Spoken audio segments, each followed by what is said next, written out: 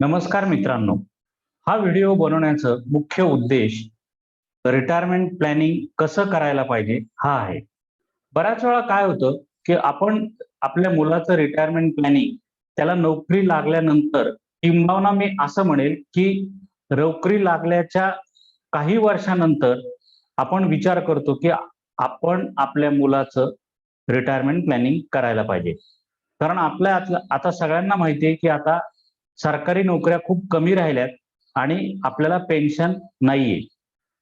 त्याच्यामुळे या व्हिडिओच्या मार्फत आम्ही तुम्हाला हे सांगण्याचा प्रयत्न करत आहोत, की जर आपण आपल्या मुलाचं रिटायरमेंट प्लॅनिंग अगदी त्याच्या 10 वर्ष वयाच्या पासून जर केलं, तर तुम्हाला दरमहा किंवा दर वर्षाला किती कमी गुंतवणूक करावी लागेल, जेणेकरून त्याला रिटायरमेंटला अतिशय चांगला पैसा मिळू शकतो. तर जास्त वेळ न वाया घालवता आपण बघूया, की आपण कसं रिटायरमेंट प्लॅनिंग करू शकतो. आपण कन्सिडर करूया, की तुमच्या मुलाचं आत्ताचं वय जे आहे ते 10 वर्ष आहे. त्याचं रिटायरमेंटचं वय जे आहे ते 60 वर्ष आहे.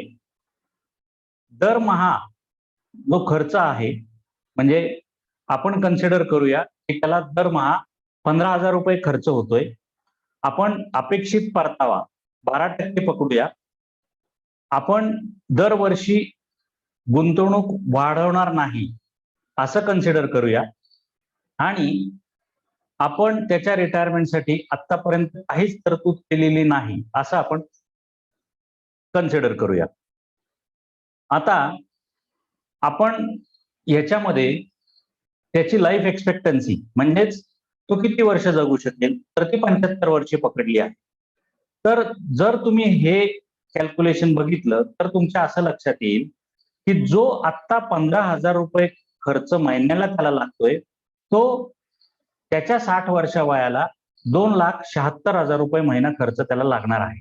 हे का बरं झालं? तर महागाईमुळे. दरवर्षी आपण महागाईचा जो दर आहे, तो 6% पकडला आहे. जेणेकरून जो आत्ता ₹15,000 महिन्याला खर्च होतोय, तो पुढे जाऊन त्याच्या रिटायरमेंटच्या वेळेस ₹2,76,000 होणार आहे. आणि पुढचे 15 वर्ष त्याच्याकडं 2,76,000 खर्च करण्यासाठी महिन्याला 4,34,00,000 ची गरज आहे. आणि ते त्याच्याकडं असण्यासाठी तुम्ही फक्त दरमहा त्याची ₹1,417 ची गुंतवणूक करणं आवश्यक आहे. म्हणजेच जवळपास ₹1,500 किंवा जर तुम्ही वार्षिक गुंतवणूक करायची ठरवली असेल, तर ₹16,000 तुम्हाला वार्षिक गुंतवणूक करावी लागेल किंवा एकरकमी जर गुंतवणूक करायची ठरवली असेल, तर ती फक्त ₹1,50,000 करावी लागेल. म्हणजेच याचा अर्थ असा होतो, की जर तुम्ही तुमच्या मुलाचं रिटायरमेंट प्लॅनिंग अगदी 10व्या वर्षापासून चालू केलं, तर तुम्हाला दरमहा किंवा दरवर्षी किंवा एकरकमी अतिशय कमी रक्कम भरून त्याचं रिटायरमेंटचं प्लॅनिंग अतिशय योग्यरित्या करू शकता. आता बऱ्याच लोक म्हणतात, की सर मग आम्ही 50 वर्ष पैसे भरायचे का? तर अजिबात नाही. जेव्हा मुलगा कमवायला लागेल, तोपर्यंत तुम्ही पैसे भरा आणि त्याच्यानंतर त्याला पैसे भरू द्या. जेणेकरून तुम्हाला फक्त 15 वर्ष पैसे भरावे लागतील. अशा पद्धतीने कन्व्हेन्शनल जे काही प्रोडक्ट्समध्ये तुम्ही गुंतवणूक करता, ज्याचे की परतावे फक्त 5 किंवा 6% असतात, त्याच्याऐवजी जर तुम्ही एस-आय-पी स्वरूपात म्युच्युअल फंडामध्ये जर गुंतवणूक केली, तर त्याच्या रिटायरमेंटचं प्लॅनिंग अतिशय रित्या होऊ शकतं, असं आम्हाला वाटतं. आणि म्हणून आम्ही या व्हिडिओ मार्फत तुम्हाला तुमच्या मुलाच्या रिटायरमेंट प्लॅनिंगसाठी जितक्या लवकर तुम्हाला मंथली एस-आय-पी चालू करता येईल,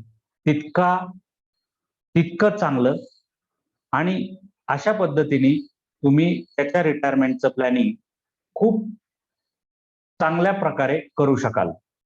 मी आशा करतो हा व्हिडिओ तुम्हाला आवडला असेल आणि तुम्ही हा व्हिडिओ बघून मुलाच्या रिटायरमेंटची SIP चालू कराल.